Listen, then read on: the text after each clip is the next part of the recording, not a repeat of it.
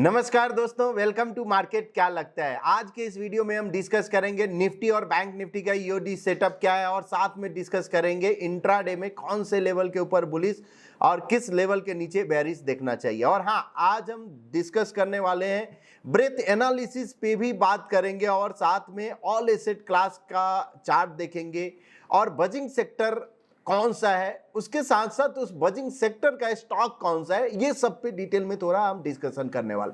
तो सबसे पहले स्टार्ट करते हैं निफ्टी से। आज निफ्टी 157 पॉइंट पॉजिटिव क्लोज दिया और bank Nifty 134 point negative close दिया।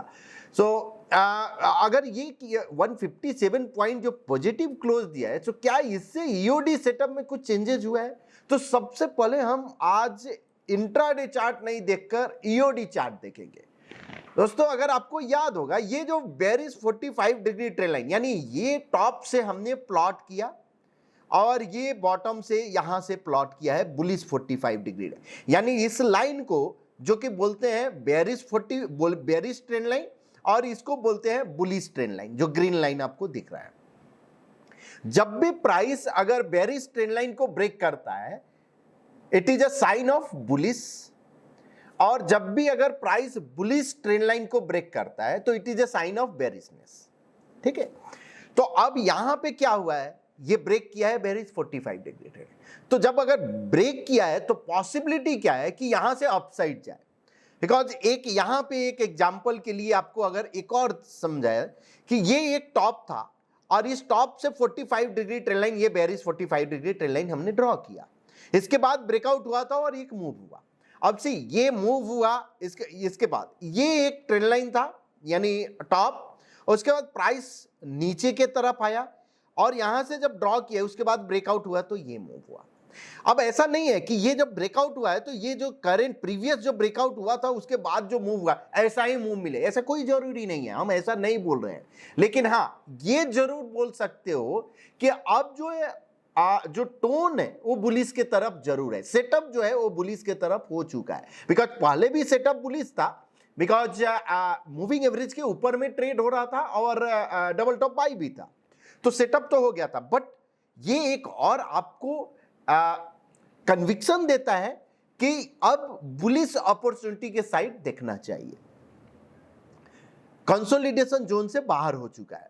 अब अगर डाउनसाइड अगर आता है तो पहला जो 21,000 जो ये मूविंग एवरेज है यानी 21,590, ये एक सपोर्ट का काम करेगा। अगर उसको भी ब्रीच करता है तो अब जो लेवल है 21,900, ये लेवल 21,333, ये लेवल ये एक मेजर सपोर्ट का काम करेगा। क्यों? Because bullish 45 degree trend line का एक सपोर्ट है। तो अब ये हो गया निफ्टी का ईओडी चार्ट, जो कि ईओडी चार्ट में बुलिशनेस आ चुका है। अब बैंक निफ्टी का ईओडी चार्ट देख लेते हैं कि यहां पे क्या, अब आज नेगेटिव क्लोज दिया तो कोई भी चेंजेस नहीं हुआ, लेकिन कॉलम रिवर्सल वैल्यू क्या है, 45,950 के ऊपर अगर क्लोज होता है तो फर्स्ट साइन रहेगा कि अब ये बुलिश के साइड थोड़ा दिख रहा है। और जिस दिन अगर ब्रेकआउट यानी 46,230 के ऊपर अगर निकलता है तो ये एक साइन रहेगा कि पॉसिबल 1000 पॉइंट का मूव उधर पॉसिबिलिटी है बैंक निफ्टी में फिर से ये मिले। 47,400 के करीब में यहां है। अगर इस बेरिश को अगर ब्रेक करता है तो क्लियर फिर अपसाइड हो सकता है, बट यहां पे अभी क्लैरिटी नहीं है। तो वेट कीजिए, जब क्लैरिटी आ जाएगा चार्ट पे तब फिर कुछ एंटर करने का। अब इंट्राडे की बात करें बैंक निफ्टी की, सबसे पहले तो ओवरऑल चार्ट सेटअप अभी भी बेरिश है इंट्राडे में। कल के लिए जो लेवल है अगर 46,150 के ऊपर अगर सस्टेन होता है 5 मिनट तो पॉसिबल एक अपसाइड मूव आपको 46,714 और 47,270 तक आपको दिख सकता है। डाउनसाइड मूव अगर 45,770 के नीचे यानी इस लेवल के नीचे अगर सस्टेन होता है कल, सस्टेनेंस का मतलब क्या, मतलब 5 मिनट एटलीस्ट उस जैसे मैंने बेरिश लेवल बोला है 45,770, तो इस लेवल के नीचे आपका ट्रेड होना चाहिए। अगर ट्रेड हुआ इसका मतलब क्या है कि सस्टेन हो रहा है, इस लेवल को मेंटेन कर रहा है। तो मेंटेन अगर कर रहा है इसका मतलब क्या है कि वीकनेस थोड़ा आ गया। तो इसलिए 45,770 के नीचे बेयरिश और 46,150 के ऊपर बुलिश अपॉर्चुनिटी आप देखिए। निफ्टी की बात करें तो निफ्टी का चार्ट सेटअप यस बुलिश हो गया है, EOD chart setup bullish, intraday में भी बुलिश। अब 22,040 के ऊपर यानी इस लेवल के ऊपर अगर निकलता है तो पॉसिबल एक अपसाइड मूव जो कि 22,100 तक आपको 200 तक आपको दिख सकता है। और डाउनसाइड मूव अगर 21,900 के नीचे यानी इस लेवल के नीचे सस्टेन होता है तो आपको फिर से एक दिख सकता है 21,700 तक। बट ओवरऑल चार्ट सेटअप तो बुलिश ही है। अब टीओआई चार्ट देखते हैं और आज हम टीओआई बिकॉज एक कमेंट आया था कि आप टीओआई प्लॉट करके नहीं आप यानी रखो इनिशियल स्टेज से, यानी क्या क्या प्रोसेस है टीओआई प्लॉट करने का उस पे बताने के लिए। तो हम क्या करेंगे, चार्ट पे आएंगे, ट्रेड पॉइंट अगर आपके टोटल ओपन इंटरेस्ट और रेनको चार्ट, यहां पे हमने सिलेक्ट किया निफ्टी और लेट्स से 920 925 जब भी अगर आप ओपन कर रहे हो उस समय का एटीएम आपको लेना है एट द मनी का स्ट्राइक प्राइस। तो लेट्स से अगर 21,800 आज हम लेते हैं, 21,800 स्ट्राइक प्राइस डिफरेंस 50, ये 6 नंबर ऑफ सिंबल रखना है, ब्रिक साइज यहां चेंज करके 0.50 कर देना है और परसेंटेज रखो और ओके कर दो। तो ये क्या होगा, एक चार्ट ओपन हो जाएगा जो कि ब्रिक पे रेनको पे, बिकॉज हमने टीओआई रेनको प्लॉट किया है। इसके ऊपर अप्लाई टेम्पलेट और स्मार्ट डाउन प्लॉट कर दो और 1 मिनट कर दो। आप व्यू में जाके यहां से 1 मिनट कर सकते हो। अब आप मॉर्निंग से अगर आप देखोगे ये इंडिकेट किया ऑलमोस्ट 10 बजे के बाद से यानी 10 AM के बाद कि अब हम बुलिश के साइड जाने वाले हैं और कंटिन्यूअस 10 बजे से लेकर लास्ट तक ये क्लियर बुलिशनेस था। अब यहां टीओआई हिंट दिया बुलिश, तो जब भी अगर आपको कॉल पे अगर कोई बुलिश पैटर्न फॉर्म होता है तो 10 बजे के बाद अगर कोई भी बुलिश पैटर्न, तो लेट से अगर 21,800 का टीओआई हुआ है, अगर 21,800 का कॉल में अगर कोई बुलिश पैटर्न फॉर्म हुआ तो वो आपके लिए अपॉर्चुनिटी होता है। जैसे हम 21,800 का, या अगर निफ्टी फ्यूचर अगर आप लेते हो तो निफ्टी फ्यूचर 10 बजे के बाद कोई बुलिश अपॉर्चुनिटी आता है तो आपके लिए वहां पे आपको ध्यान देना चाहिए। तो ये इस तरह से पूरा मेथड हम टीओआई को बात करते हैं। जब भी अपर बैंड को ब्रेक करता है इसका मतलब क्या है कि आपको बुलिश अपॉर्चुनिटी देखना है। जब भी लोअर बैंड को ब्रेक करता है तो आपको बेयरिश अपॉर्चुनिटी।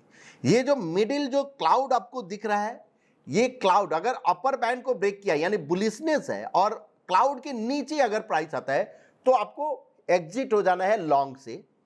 जबकि लोअर बैंड को ब्रेक किया है और फिर से क्लाउड को ऊपर अगर ब्रेक करता है तो आपको शॉर्ट से एग्जिट हो जाना है। अब अदर एसेट क्लास का एक बार बात कर लेते हैं। अदर एसेट क्लास क्या इंडिकेट कर रहे हैं, यहां पे भी वही निफ्टी का ये चार्ट है तो 45 डिग्री ट्रेंड लाइन तो ब्रेक किया है। यस, गोल्ड अंडर परफॉर्म किया है और अच्छा खासा अंडर परफॉर्म किया है। Even USD INR under perform किया और जीएस कंपोजिट। कल तक ये जो तीनों asset class column of x में आए थे, कल दो जो है डीए स्मार्ट लाइन के नीचे ट्रेड हो रहे थे, यहां पे गोल्ड और USD INR. Yes, column of x में जरूर थे। GS composite column of x में भी था, डीए स्मार्ट लाइन के ऊपर में भी था। तो ये तीनों यानी दोनों एसेट क्लास तीनों अगर इनफैक्ट अगर हम बात करें तो इंट्राडे में आउट परफॉर्म किया कल के दिन। लेकिन आज क्या हुआ, आज क्लियर अंडर परफॉर्म किया और यहां पे तो एक एंकर कॉलम है, मतलब बेयरिश एंकर कॉलम। और जब भी बेयरिश एंकर कॉलम अगर फॉर्म होता है तो ये इंडिकेट करता है कि पॉसिबिलिटी है कि एक फिर से आपको डाउनसाइड मूव आपको मिले। अब यहां पे हम 45 डिग्री ट्रेंड लाइन प्लॉट करना पसंद करेंगे ये, इसको ब्रेक किया है। अगर ये ट्रेंड कंटिन्यू रहता है तो पॉसिबिलिटी है कि फिर से आपको एक डाउन साइड मिले। जैसे ये ब्रेक किया उसके बाद ये डाउन साइड, फिर से ब्रेक किया, पॉसिबिलिटी है कि डाउन साइड। अगर ये ट्रेंड दोनों gold upon Nifty, USD INR upon ऐसे ही अंडर परफॉर्म करेगा और डी स्मार्ट लाइन के नीचे अगर जीएस कंपोजिट भी हो गया तो समझ लो कि इक्विटी के लिए आपका गुड साइन हो गया। So that will be a good sign for the equity market. और इक्विटी मार्केट में अगर आउट परफॉर्म कर रहा है तो आपको आउट परफॉर्म सेक्टर आपको सेलेक्ट करना है, जो कि मल्टीपल मेथड हो सकता है। थ्रू आरएस आप एक सेलेक्ट कर सकते हो कि रिलेटिवली कौन सा सेक्टर जो कि आउट परफॉर्म कर रहा है, या जो बजिंग सेक्टर हम बात करते हो तो बजिंग सेक्टर आप देख सकते हो कि शॉर्ट टर्म में या मीडियम टर्म में बजिंग सेक्टर में कौन सा सेक्टर आ रहा है, उसके बाद स्टॉक उसका है। तो बजिंग सेक्टर की अगर हम मेरी बात करें तो बजिंग सेक्टर के लिए हम आर जोन में जाएंगे, यहां पे ब्रेथ में और ब्रेथ स्कैनर रन करेंगे। उसके बाद ये रन हो जाने के बाद ये शो एज चार्ट करेंगे। ये एक बार चार्ट इस तरह से ओपन होगा जहां पे मुझे देखना है कि क्या एवरेज बार क्या है। तो आप देख रहे होगे तो 75 65 इस तरह से यहां तक अगर गए तो वही उसी के करीब में है, 75 70 गए। अब मुझे अगर देखना है कि यहां की कौन सा बजिंग में है तो क्लियर क्या इंडिकेशन, यहां पे देखो ऑलरेडी पीएसयू बैंक तो दिख ही रहा है, फार्मा इंडेक्स दिख रहा है, पीएसई इंडेक्स दिख रहा है, ऑयल गैस दिख रहा है। तो अब अगर हम ये करें तो इसमें छोटा सेक्टर भी हमको एक देखते हैं कि छोटे सेक्टर में है क्या, कुछ मेटल में है, हेल्थ केयर, जो कि फार्मा हेल्थ केयर आप बोल सकते हो, मोस्टली स्टॉक दोनों के अंदर आ जाते हैं। एनर्जी में भी है और डिफाइन है शुगर। तो जो मुझे जो दिख रहा है यानी sugar sector, energy, health care, metal, PSE and PSU bank, ये जो है बजिंग सेक्टर है। अब ये बजिंग सेक्टर का स्टॉक आपको सिलेक्ट करना है, जैसे पीएसई का या पीएसयू बैंक का। तो आपको अगर शुगर का, लेट से शुगर ही अगर हमको सिलेक्ट करना है तो हम क्या करेंगे, मैट्रिक्स में आएंगे, अल्टीमेट पीएनएफ आरएक्स मैट्रिक्स या मल्टी टाइम फ्रेम, और इसमें डिफाइन एज शुगर कर देंगे और स्कैन करेंगे। सो ये केसीपी शुगर इंडस्ट्री यहां पे दिख रहा है, बट रिस्क रिवार्ड अफोर्डेबल नहीं है। क्यों? Because long column of x है। राजश्री शुगर यहां अगर अपॉर्चुनिटी मिलता है, बजाज हिंद यहां एक चार्ट बढ़िया दिख रहा है जो कि आपको नजर रखना चाहिए बजाज हिंद पे। उसका शक्ति शुगर अफोर्डेबल नहीं है, यहाँ पे भी डीसीएम शुगर अफोर्डेबल नहीं। हाँ, डीसीएम एसआर इंडस्ट्री जो है ये आपको दिख रहा है कि ये एक बुलिश ब्रेकआउट पॉसिबिलिटी है। अगर ये जाता है 194.95 के ऊपर जाता है तो पॉसिबिलिटी है। Pattern failure level 185। तो इस तरह से आप शुगर स्टॉक पे आप नजर रख सकते हो। वैसे ही अगर हम पीएसई को अगर स्कैन करते हैं तो मुझे आएगा पीएसई का कौन सा स्टॉक। वैसे ही मेटल का भी, मेटल में एक चार्ट, मेटल का जैसे मुझे एक चार्ट बहुत ही इंटरेस्टिंग, ये स्कैन हो रहा है उसके पहले हम बता देते हैं कि एक वेदांता जो है, ऐसे बहुत सारे स्टॉक जो है अच्छे दिखे हैं मेटल के, लेकिन यहाँ एक खास फॉर्मेशन हुआ है, एक पैटर्न रीटेस्ट जिसको हम बोलते हैं। पैटर्न रीटेस्ट मतलब आपका सेम एरिया में प्राइस पहले विजिट किया था, फिर से रीविजिट किया और उसके बाद ये ब्रेकआउट तो यहीं से हो गया ऑलमोस्ट। बट ये 45 डिग्री ट्रेंड लाइन भी ब्रेकआउट हुआ है। 295,319 पॉसिबिलिटी है। अगर ये मेजर ट्रेंड लाइन को ब्रेक कर देता है तो एक बड़ा मूव इसमें पॉसिबिलिटी है, तो इस पे आप नजर रख सकते हो। पैटर्न जो फेलियर लेवल है बिलो 265 है, तो वेदांता पे आप नजर रखिए। मेटल अगर आउट परफॉर्म करेगा तो पॉसिबिलिटी है यहां एक टर्न अराउंड है। अब इसका जनरली हम क्या बात करते हैं कि आपको आउट परफॉर्मर चाहिए तो पीएसई, अब मेटल का भी हम आएंगे, मेटल का कौन सा आउट परफॉर्मर है उस पे भी। IOC, SAIL, BPCL, Hind petro oil, ONGC, अब 2-3 दिन पहले जब हमने डिस्कस किया था तो आपको याद होगा ओएनजीसी हमने कवर किया था कि ओएनजीसी पे नजर रखिए, आईओसी पे नजर रखिए। तो ये सब स्टॉक, अब पीएससी में ये जितने भी स्टॉक है इस पे आपको नजर रखना है। काफी अच्छा दिख रहा है। कहीं पे भी अगर एक छोटा पुल बैक उसके बाद नेक्स्ट डबल टॉप बाई आता है तो आपके लिए अपॉर्चुनिटी हो सकता है। रिस्क रिवार्ड जरूर आपको देखना है। तो पीएससी हो गया। लास्ट एक मेटल हम स्कैन करेंगे और मेटल के बाद एक 2 स्टॉक और चार्ट हम देखेंगे जिसका टेक्निकली मुझे चार्ट पे पैटर्न वाइज इंटरेस्टिंग दिखा है, तो उस पे हम बात करेंगे। लेकिन मेटल में देख लेते हैं। यस, सेल, अब सेल पीएससी में भी है और सेल मेटल में भी है। तो अगर मान लो कि पीएससी और मेटल दोनों आउट परफॉर्म करेगा तो सेल पॉसिबिलिटी है कि सेल आउट परफॉर्म यहां से और करेगा। नेशनल एल्यूमिनियम, यानी इस पे आप नजर रखिए। एनएमडीसी, वेदांता, जेएसएल, ये सब पे आपको नजर रखना चाहिए। तो मेटल, जिंदल स्टील, उसके टाटा स्टील में भी इंटरेस्टिंग मुझे दिख रहा है। तो ये मेटल हुआ, PSC, energy, sugar, health care, ये सब पे आप नजर रखिए। अब 2 स्टॉक और हम डिस्कस करेंगे। एक स्टॉक है जो कि पूनावाला। अगर ये 1% का, अगर पूनावाला का अगर चार्ट देखो आप, यहां सबसे पहले हम 0.25% में, ये एक strong uptrend, price moving average के नजदीक आया, उसके बाद इसने डबल टॉप बाई है जो कि ट्रैप फॉर्मेशन हुआ अब मूविंग एवरेज। अब यहां पे अगर रिस्क रिवार्ड अफोर्डेबल नहीं है तो कोई भी करेक्शन अगर आता है, छोटा करेक्शन, उसके बाद नेक्स्ट ब्रेकआउट अगर आता है तो वो आपके लिए अपॉर्चुनिटी है। 1% पे पैटर्न जो फेलियर लेवल है बिलो 460 है, तो इस पे आप नजर रखिए। अनदर एक और स्टॉक जो कि शोभा डेवलपर, 1% का चार्ट है और यहां पे भी कंसोलिडेशन मूविंग एवरेज के नजदीकी।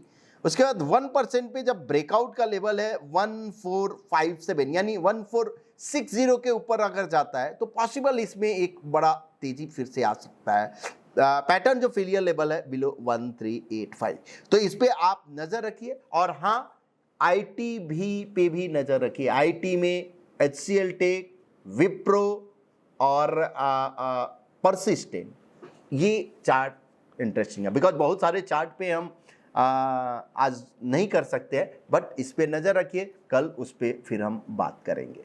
लास्ट ब्रेथ जरूर देखेंगे एक बार कि ब्रेथ क्या इंडिकेट कर रहा है, अभी क्या वैल्यू है। तो निफ्टी 50 का सबसे पहले देख लेते हैं। तो निफ्टी 50 का ब्रेथ अभी भी 70 के करीब में, तो यस, अंडर कंट्रोल है। इसका मतलब क्या है कि 70% ऑफ यानी निफ्टी 50 के जो 50 स्टॉक है उसके 70% ऑफ स्टॉक्स परफॉर्म कर रहे हैं, करेक्ट, यानी इस रैली में पार्टिसिपेट लिए। सिंपल, इसका मतलब क्या है कि ब्रेथ अच्छा है, पार्टिसिपेशन भी अच्छा है, ब्रेकआउट जिस साइड भी होगा पॉसिबिलिटी है, यानी जिस साइड क्या अपसाइड दिखा है ब्रेकआउट, तो पॉसिबिलिटी है कि अपसाइड और जाए। निफ्टी 500 का भी ब्रेथ देख लेते हैं फटाफट। निफ्टी 500 इसलिए कि ब्रॉडर मार्केट का, कि ब्रॉडर मार्केट में क्या दिख रहा है। सो ब्रॉडर मार्केट का जो ब्रेथ है वो अराउंड 62 है, तो यहां पे भी पार्टिसिपेशन जरूर हो रहा है। तो ओवरऑल कोई डरने की बात नहीं दिख रही है, बाइंग साइड अपॉर्चुनिटी तो दिख रही है।